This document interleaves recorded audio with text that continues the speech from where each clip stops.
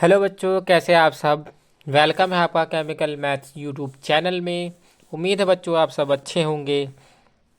बच्चों class 10th के अंदर जो सेक्शन ई के अंदर केस स्टडी बेस्ड क्वेश्चन आता है, उन्हीं में से एक क्वेश्चन आज हम सॉल्व करेंगे यहाँ पर। बच्चों क्वेश्चन है आपका, an army pilot is flying an aeroplane at an altitude of 1200 metre observe some suspicious activity of two ships which are sailing towards it in the same direction and immediately report it to the navy chief.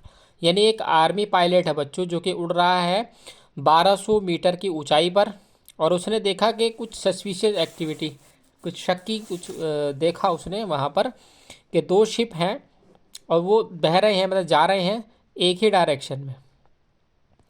तो उसने कुछ suspicious activity देखी और report कर दिया किसको, navy chief को। The angle of depression of the ships as observe from the aeroplane are 60 degree and 30 degree respectively. यानी एंगल ऑफ डिप्रेशन आपको एक तो दे रखा है 30 डिग्री जो कि है शिप 1 के लिए, और एक दे रखा है 60 डिग्री जो कि शिप 2 के लिए है। Okay, on the basis of above information answer the following questions.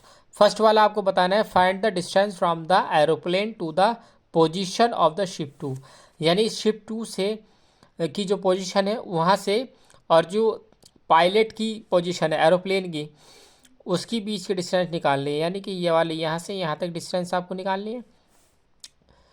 बस इसी की चॉइस में find the distance between two ships, यानी इन दो शिप्स के बीच की डिस्टेंस निकालनी है यहाँ से यहाँ तक। उसके बाद आपको थर्ड वाले में निकालना है, if the observer moves towards the perpendicular line then angle of elevation increases और डिक्रीजेज। यानी कि जो ये परपेंडिकुलर लाइन है, अगर जो ऑब्जर्वर है यानी कि पायलट है वो इस परपेंडिकुलर लाइन के थ्रू जाए तो एंगल ऑफ एलिवेशन बच्चों घटेगा या बढ़ेगा, ये बताना है। चलिए स्टार्ट करते हैं सॉल्यूशन को बच्चों। तो मैंने यहाँ पर एक फिगर बना ली है जो कि आप देख सकते हैं। एरोप्लेन है बच्चों बी पॉइंट पर, ओके, और सी पॉइंट पर है शिप 1, और डी पॉइंट पे, सॉरी, सी पॉइंट पे था हमारा शिप 2, आप देख सकते हैं रिमाइंड करके, और यहाँ पर था शिप 1, डी पॉइंट पर शिप 1। तो शिप 1 के लिए जो एंगल ऑफ डिप्रेशन बच्चों बन रहा था वो 30 डिग्री। अब आपको पता है ये वाला एंगल 30 है तो ये भी 30 होगा, क्यों, ऑल्टरनेट एंगल। ये 60 है शिप 2 के लिए तो ये भी 60 होगा, ये भी ऑल्टरनेट एंगल। ऑल्टरनेट एंगल कौन सा होता है बच्चों, जहाँ पर जेड बनता है ना, समझ जाओ। यानी जो आपकी दो पैरेलल लाइंस होती हैं उसके बीच में अगर कोई लाइन उन दो पैरेलल लाइंस को कट कर रही है वो ट्रांसवर्सल कहलाती है। तो इस वजह से लगभग जेड एक निशानी है इसकी, मतलब जेड, आप आसान तरीका है, जेड जहाँ बन रहा हो ना, ये देखिए जेड बनना है तो ये 30, ये 30 था तो ये 30, यहाँ पे भी देखिए जेड बनना है, ये 60 तो ये 60, ऑल्टरनेट एंगल है। ओके, चलिए आगे बढ़ते हैं। ये तो कॉमन बेस है, आपको पता ही होगा। Find the distance from the aeroplane to the position of the ship 2। ये एरोप्लेन है यहाँ पर और ये शिप 2 है, तो ये वाली डिस्टेंस बच्चों आपको बतानी है। ठीक है, चलिए स्टार्ट करते हैं। तो पहले मैं, जब मुझे ये वाली डिस्टेंस निकालनी है बच्चों, मुझे ये वाली डिस्टेंस निकालनी है तो मैं ए बी सी ट्राइंगल के अंदर काम करूँगा ना। तो मैं यहाँ लिख लेता हूँ, in right angle triangle A B सी।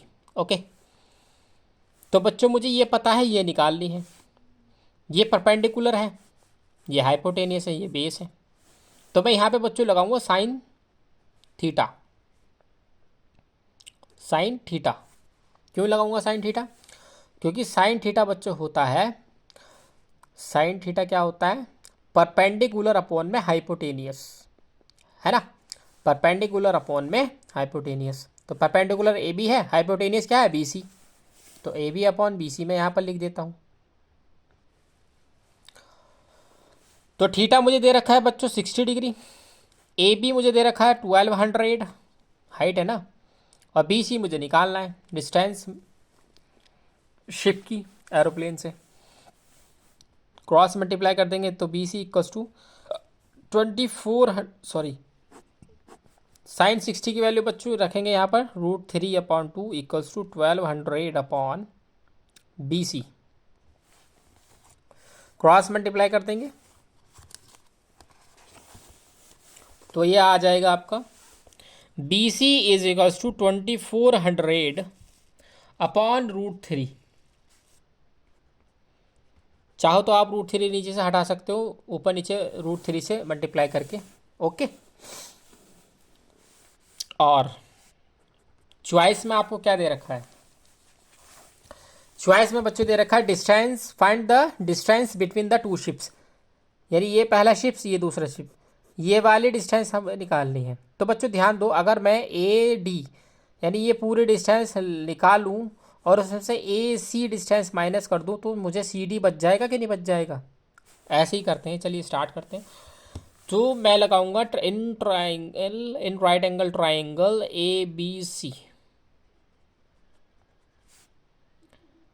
ठीक है। तो मैं यहाँ पे लूँगा tan 60 क्यों लूँगा? tan 60 इसलिए लूँगा बच्चों, मुझे AB पता है और मुझे ये निकालना है। और tan क्या होता है? परपेंडिकुलर अपॉन में बेस। tan क्या होता है? tan थीटा क्या होता है? परपेंडिकुलर अपॉन में बेस होता है ना। तो tan 60 is equals to AB upon में AC, ठीक है। तो tan 60 होता है √3 इक्वल्स टू AB मुझे कितना पता है? 1200 अपॉन AC। तो AC is equals to 400/√3 meter आ गया है, यानी AC हमारे पास आ गया है। अब मैं AD और निकालूंगा, तो AD भी कैसे निकालूंगा? tan 30 से निकालूंगा, क्योंकि अब ABD ट्राइंगल लूँगा ना मैं। मुझे परपेंडिकुलर पता है, मुझे बेस निकालना है, ठीक है, एंगल पता है। तो मैं यहाँ पे लिख दूंगा बच्चों, इन राइट ट्राइंगल ABD या BAD कुछ भी कह दो, ठीक है, ABD।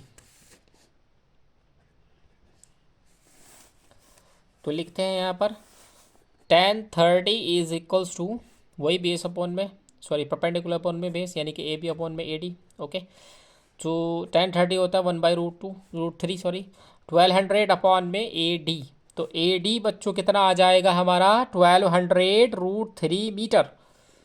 अब मुझे डिस्टेंस निकालनी थी, डिस्टेंस बिटवीन टू शिप्स। तो दो शिप मेरे यहीं तो है, शिप 1 यहाँ पे, शिप 2 यहाँ पे है। तो मैं यहाँ पे लिख दूंगा, मुझे ये निकालना है ना, तो DC, तो DC equals to AD minus AC। अरे DC निकालना है ना, तो AD में से मैं AC माइनस कर दूंगा तो CD बच जाएगा ना बच्चों। तो लिख देता हूँ मैं यहाँ पर कि भाई DC equals to AD minus AC। AD मेरा अभी आया है 1200/√3 माइनस AC मेरा कितना आया था? 400/√3। ओके, तो यहाँ से हम माइनस करेंगे, माइनस करने के बाद आपका आ जाएगा 800/√3 मीटर। ओके बच्चों, अब सेकंड पॉइंट में वो कह रहा है find the distance from ship 1 to the aeroplane. Ship 1 मेरा यहाँ पर है और यहाँ पे मेरा एरोप्लेन है, तो ये वाली डिस्टेंस मुझे निकालनी है बच्चों। अब ध्यान दीजिएगा, हाइट दे रखी है 1200 और ये निकालना है। तो परपेंडिकुलर अपॉन में हाइपोटेनस तो बच्चों साइन थीटा में आता है, और साइन थीटा 30, थीटा कितना दे रखा है? 30, तो साइन 30 लगाते हैं। चलिए, तो यहाँ पे मैं लिखूँगा in right triangle ABD sine 30 equals to AB/BD, और साइन 30 होता है 1/2 इक्वल्स टू 1200 अपॉन में BD। तो बच्चों आपका जो BD आपका आएगा वो कितना आ जाएगा? BD आ जाएगा आपका 2400 मीटर, 2400 मीटर। और जो बच्चों थर्ड वाला पॉइंट है ना, इफ़ द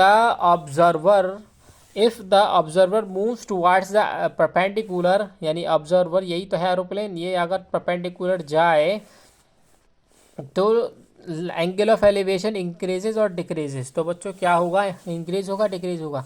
ये देखिए, ये तो एंगल ऑफ डिप्रेशन है, ये है एंगल ऑफ एलिवेशन। क्या है ये? एंगल ऑफ एलिवेशन, वही तो बताना है।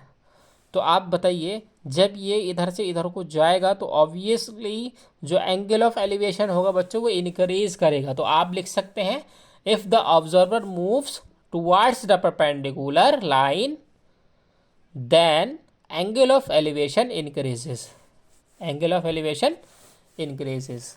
ओके बच्चों, थैंक यू। एक बार फिर बता देता हूँ आपको, if the observer moves towards the perpendicular then the angle of elevation increases, यही लिख देना बस। Okay, thank you. उम्मीद है आपको वीडियो पसंद आया होगा बच्चों, लाइक करें, शेयर करें। Thank you. लाते रहेंगे आपके लिए ऐसे ही क्वेश्चन, और भी हैं हमारे पे पिछली वीडियोस आप देख सकते हैं। ओके बच्चों, गुड लक।